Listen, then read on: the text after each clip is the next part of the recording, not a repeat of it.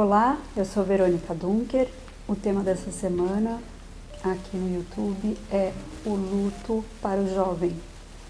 Então, vamos comentar algumas coisas sobre esse assunto e vocês compartilhem, comentem também, se inscrevam no canal para quem não está inscrito, toca o sininho e curta se você gostou desse vídeo. Então, vamos lá. O luto. O luto é uma perda, né? É aquele processo que a gente vive após uma perda.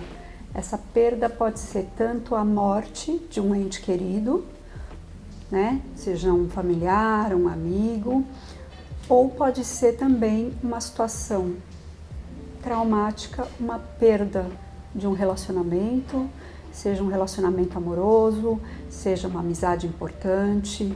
Enfim, o luto ele é vivido em várias situações, né? A gente costuma atrelar o luto à morte, mas ele também pode ser vivido em outras tantas situações, né? Até numa mudança de cidade ou de país, né? Quando somos jovens e adolescentes, temos às vezes que seguir nossos pais. E muitas vezes essa mudança não é algo que a gente desejaria, mas ela acontece. E aí a gente tem que se despedir daquela vida que a gente tinha para começar uma nova.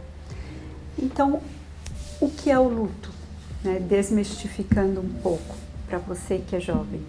O luto é um período que a gente vai passar para que a gente consiga viver aquela tristeza, nos despedir daquela realidade anterior, daquela pessoa, né, daquela situação, para ter a possibilidade e a condição de nos reconstruirmos para uma nova situação, para uma nova pessoa, para uma nova vida. Né? Então, o luto nada mais é do que esse tempo que a gente precisa para nos despedirmos de algo que foi, para que possamos aceitar e receber algo que virá e que seja bom, né, de forma saudável. E aí, no luto, a gente vive algumas fases. Dizem que existem 5 fases do luto. Eu vou aqui comentar um pouquinho sobre as mais importantes, aquelas que eu acho que são as mais importantes para você que é jovem.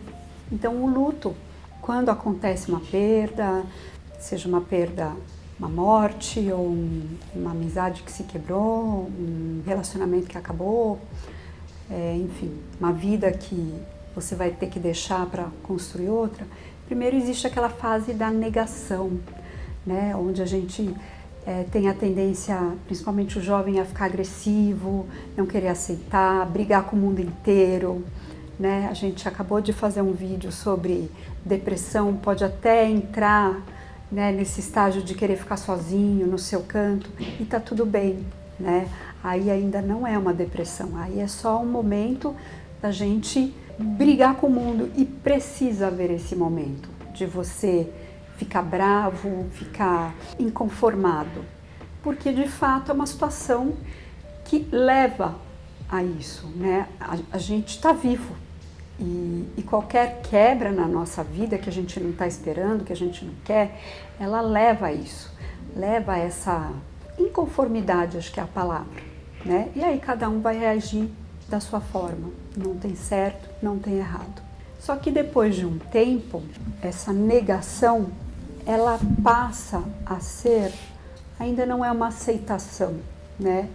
É uma conformação, você se conforma que, tá bom, de fato aquilo não vai voltar, mesmo que volte às vezes, né? No caso de uma relação que se quebrou, ou de uma amizade, às vezes pode ter volta, mas a volta nunca vai ser igual ao que foi, sempre vai ser diferente. Então, o luto sempre vai existir, né?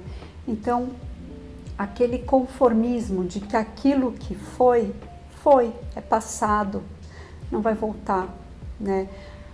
Nessa parte a gente ainda está triste, né? E eu já falei no curso do livro do Libertado Casulo, quem não leu ainda, compre o livro que vem com o curso, justamente da tristeza.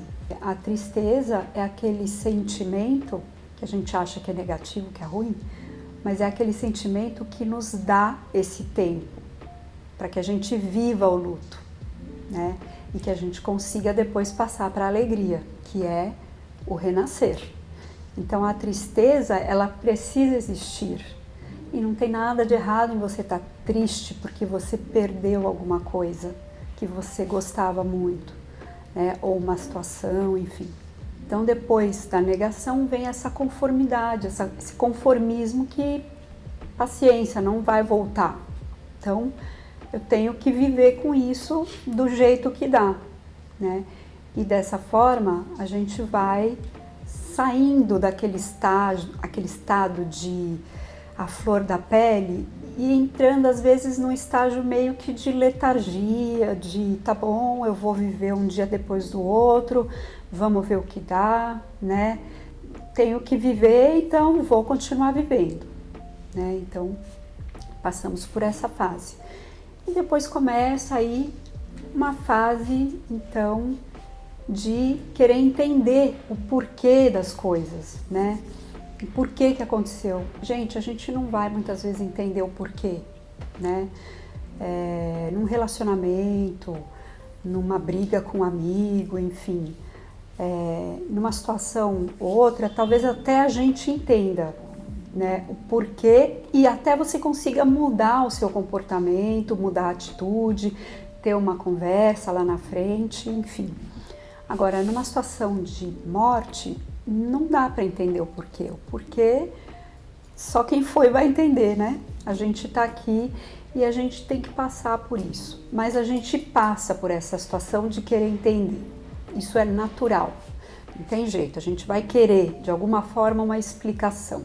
E essa explicação a gente pode encontrar muitas vezes numa situação como essa, de uma perda irreversível, né, que é a morte, na nossa religião, na espiritualidade, ou conversando com alguém que você respeite muito, que faça sentido para você, né? Então, colocando para fora é que a gente consegue entender e começa a compreender que essa pessoa tinha que partir e foi, né?